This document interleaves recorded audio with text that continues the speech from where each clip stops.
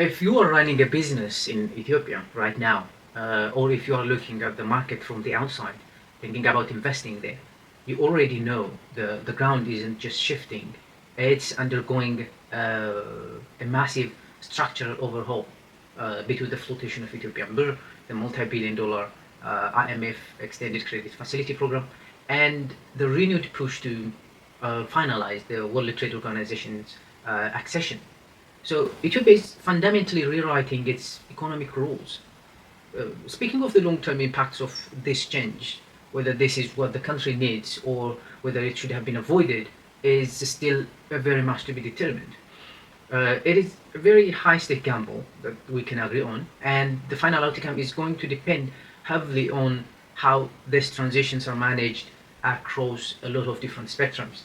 But in the short term, for every business operation, it is an absolute minefield.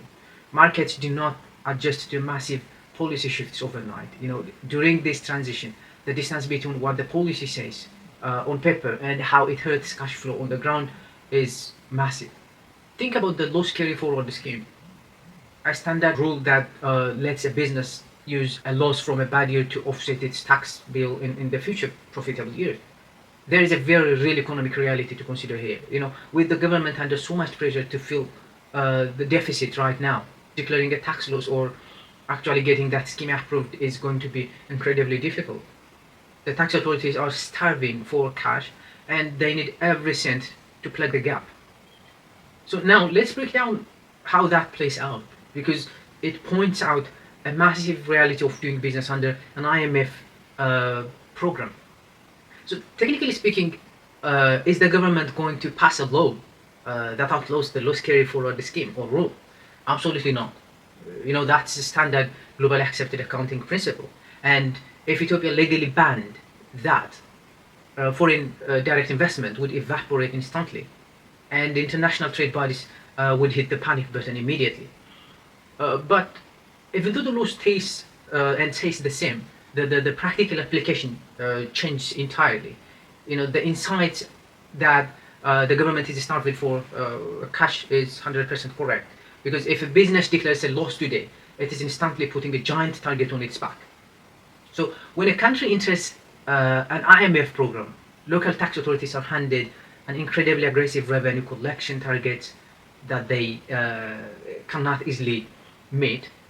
So since they cannot change the corporate tax rates, they change their behavior.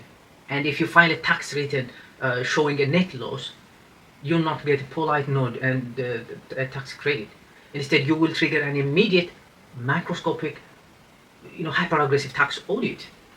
So the Ministry of Revenue will take a guilt until proven innocent approach to every paperwork that you submit.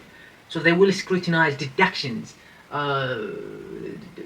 challenge depreciation schedules, question the transfer pricing, and do everything in their power to turn a declared loss into a taxable profit. So they might also quietly modify the administrative guidelines, like reducing the number of years allowed to carry those losses forward, or capping the percentage of income that can be offset in a single year. So Ethiopia is not an exception here.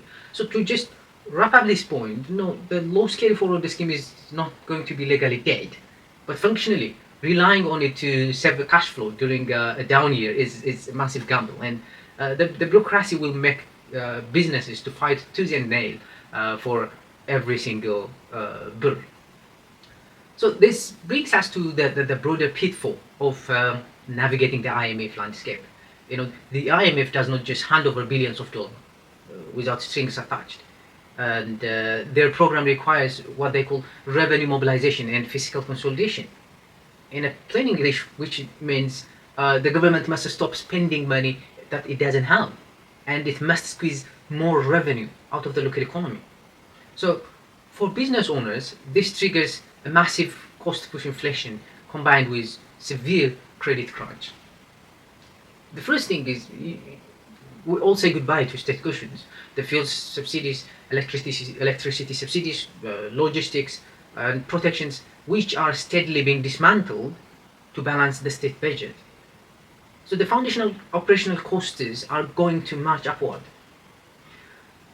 Secondly, the central bank has to aggressively rein in the money supply to keep the inflation from spiraling completely out of control after the currency flotation. So to do that, the national bank imposes tight credit cap and high reserve requirement on the commercial banks. Think about what that means for business. Just when operating costs are skyrocketing because of a subsidy cut and more expensive imports, access to local capital is chopped off. And getting a commercial loan right now is incredibly difficult. And if a bank does approve a line of credit, the interest rates are going to be punishingly high. So, without a cheap, accessible working capital, local businesses are forced to scale back operations precisely when they need to expand, to survive.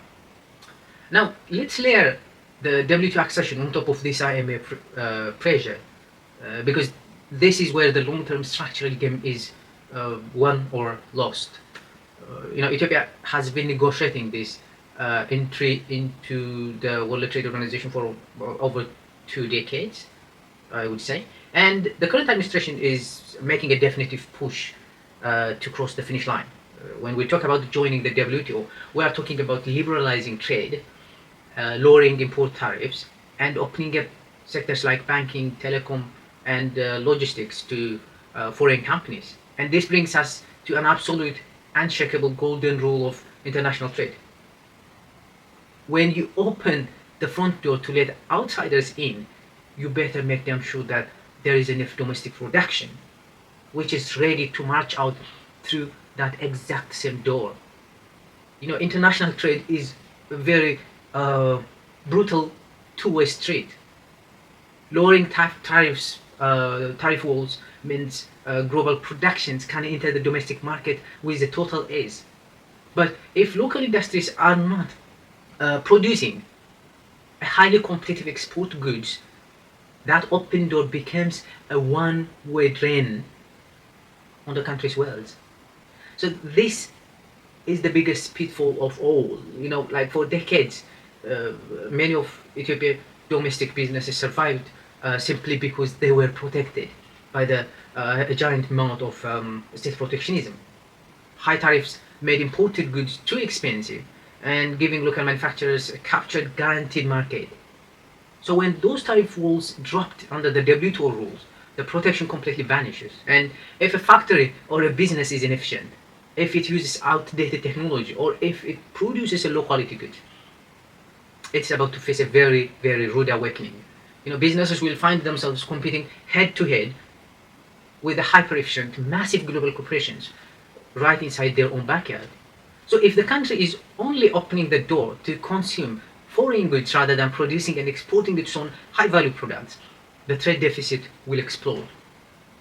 So to survive the WTO, Ethiopia cannot just be a market of consumers. It must become a powerhouse of producers. If there isn't enough production ready to fight its way out of that open door, local businesses will be crushed by what comes in. So global competition moves fast. Foreign firms have optimized supply chain and massive economies of scale and deep capital reserve that allow them to absorb short-term losses, if it happens even, just to capture the local market share.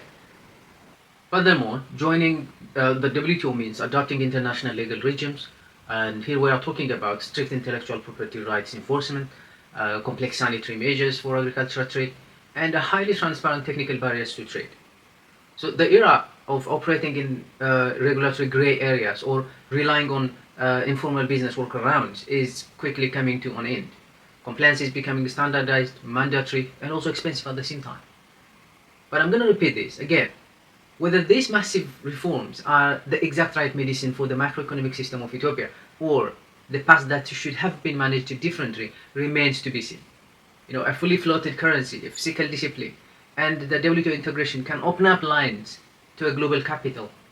But everything depends entirely how the transition is managed across a massive spectrum of the economy. It is a process that could build a long-term wealth, of course, or create a deep structural vulnerabilities, especially if local capacity is not ready. Because at the end of the day, It's the short-term transition that tests survival.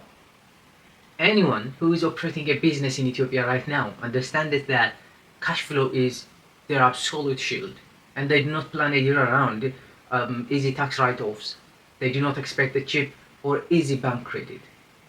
So it's better to start optimizing production standards today, so there is enough output to actually compete when that global trade door swings wide open. What are your thoughts on this economic transition? Are you seeing the shifts affect industries on the ground? Let's start a conversation in the comment below. If you found this breakdown valuable, hit the like button, subscribe to the channel, and I will see you in the very next video. Thank you.